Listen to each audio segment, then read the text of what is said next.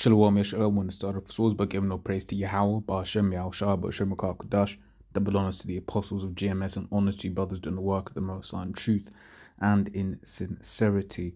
This is probably just going to be a quick one, but this is basically what this whole Capitol Hill riot was all about, right?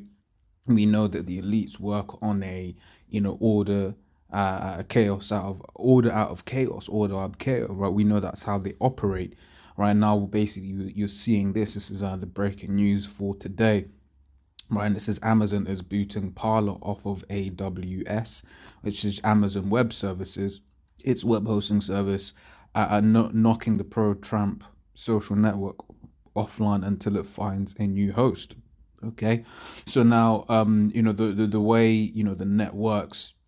When you have a website, that website has to live somewhere, and that somewhere is a web hosting company. Now you've got, I've done videos on it before. You've got the big boys. You've got AWS, which are the biggest boys by far, which is, like I said, Amazon Web Services. You've also got GCP, which is Google Cloud Platform, and then you've got Azure, which is Microsoft's version.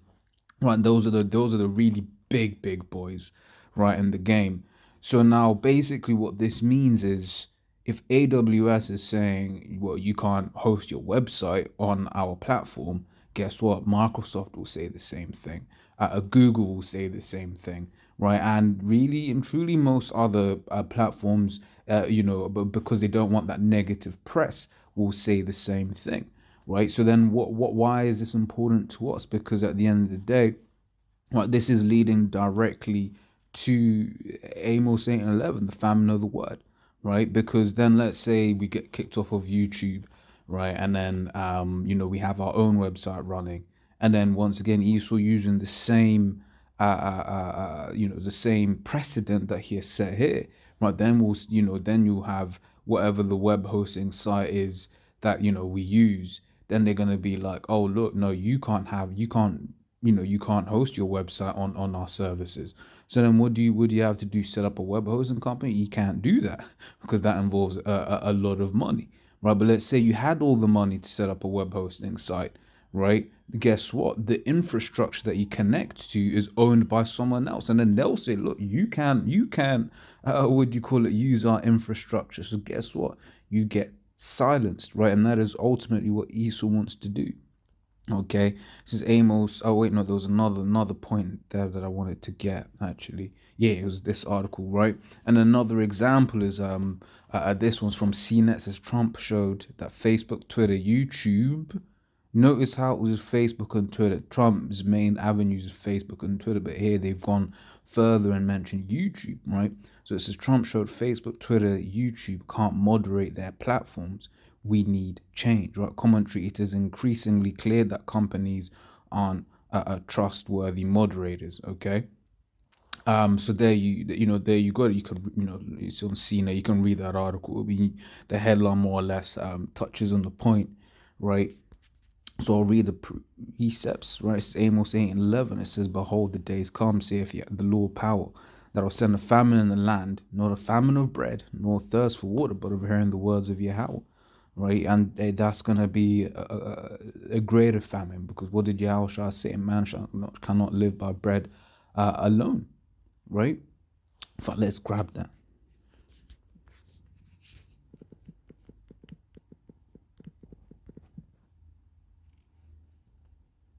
Right, it's Matthew 4 and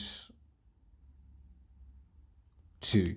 And when he had fasted 40 days and 40 nights, he was afterward and hungered, right? It says, and when the tempter came to him, he said, if thou be the Son of God, command these stones be made bread. But he answered and said, it is written, man shall not live by bread alone, but by every word that proceedeth out of the mouth of the Most High, right? So it's a quote of Deuteronomy 8 and 3. It says, and he humbled thee and suffered thee to hunger and feed thee with manna which thou knewest not, right?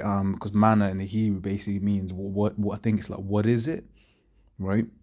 It says, neither did thy fathers know, that he might make thee know that that man doth not live by bread alone, but by every word that proceedeth out of the mouth of Yahweh doth man live. Okay, so really it's the word that is the important thing in this world, because at the end of the day, if we were eating, before we were eating, before this, we had this truth. But guess what? We were dead. Why? Because we had no understanding of this truth. This is Proverbs 21. Is it 6 or 16?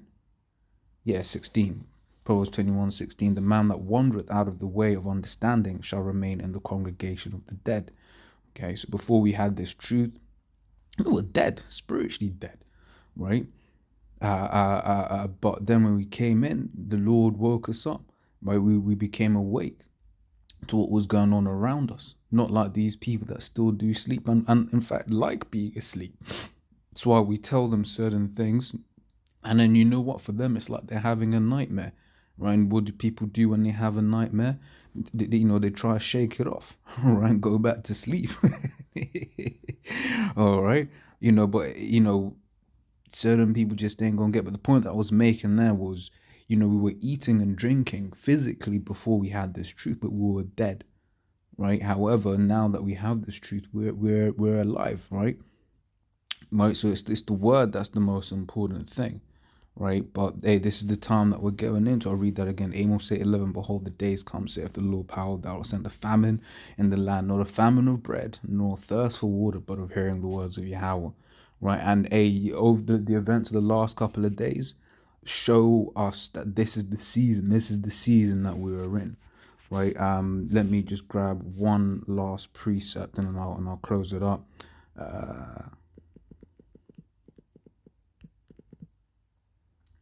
This is 2 Corinthians 13:8. For we can do nothing against the truth, but for the truth. Okay.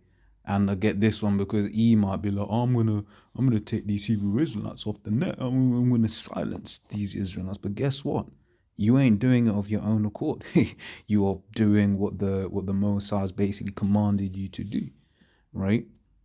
Because ultimately, as we read, Amos 8:11, that must be fulfilled. Right, get this in Proverbs. Right, this is Proverbs 21:1. The king's heart is in the hand of Yahweh, as the rivers of water. He turneth it whithersoever he will. So there is nothing, that any man can do. Because if the king's heart is in the hand of Yahweh, then everyone else's heart is in the hand of Yahweh. And there are several other precepts to prove that. Okay, for instance, Job 33:15 onwards, Proverbs 16:1, 16:9, Proverbs 20:24, Jeremiah 10:23, 17:10, Sirach 18:3, Sirach 33:13, 39:18, 9:17, Revelation 17:17. Right, there's some precepts on free will for you, right?